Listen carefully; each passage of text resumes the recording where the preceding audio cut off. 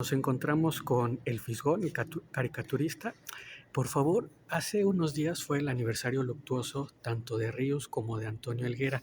¿Nos puede decir la importancia de ellos dos, por favor? Bueno, primero lo que tengo que decir cuando hablo tanto de Ríos como de Helguera es que los quiero mucho. Eran amigos muy cercanos y pues los dos eran increíblemente talentosos. Yo creo que Ríos eh, transformó a la caricatura política en México. Ríos tenía un talento muy especial, era un narrador que dibujaba y hizo además, revolucionó la caricatura, la historieta mexicana, y es uno de los fundadores de la historieta política en el planeta. Entonces, yo recuerdo los supermachos eran un comentario muy eficaz, muy creíble, muy solvente sobre lo que ocurría en la política de México en la década de 1960. Y de hecho, Ríos se convirtió en un referente del movimiento estudiantil por su trabajo como historietista. Y luego también Ríos hizo toda una serie de libros, historietas, libros didácticos, que explicaban temas que eran complejos, le daba un servicio a la ciudadanía. Y mucha gente hizo sus primeras letras con los libros de Ríos, ¿no? Entonces yo sí me atrevo a decir que hubo toda una generación de mexicanos que se forjó con él. Monsiváis solía decir que en México había 3 secretarías de educación pública, la que es oficial, ¿no? Que es la SEP, la más poderosa, sin lugar a dudas, que era Televisa en aquel momento, pero él decía que la más creíble, la más eficaz a nivel de formación real, era Eduardo del Ríos. Entonces Ríos fue fundamental para para la cultura política mexicana del siglo XX. Es uno de los principales periodistas mexicanos del siglo XX. Y Antonio Helguera, bueno, pues era un dibujante extraordinario, un caricaturista muy agudo, muy eficaz, muy preciso en sus críticas. Fíjate que a él le tocó cubrir toda su vida laboral, cubre todo el periodo del neoliberalismo, desde la fundación del neoliberalismo hasta la muerte del neoliberalismo.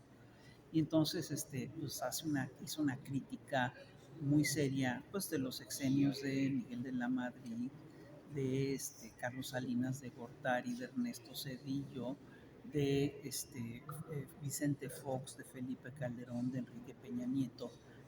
Y pues era uno de los críticos más agudos que tuvo el neoliberalismo en México.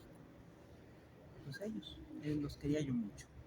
Y también otra pregunta, ¿cuál es la importancia de la caricatura en la actualidad como instrumento de izquierda frente a la derecha, tanto en México como ahora en Estados Unidos? Mira, la caricatura en México tiene una historia muy peculiar, porque retomó un proyecto que se planteó en Francia en 1830.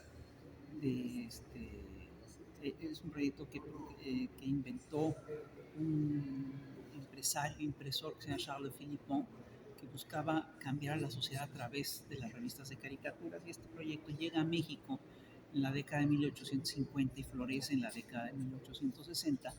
Y aquí en México la caricatura política, las revistas de caricatura, ocuparon muy pronto un lugar importante en la escena política nacional.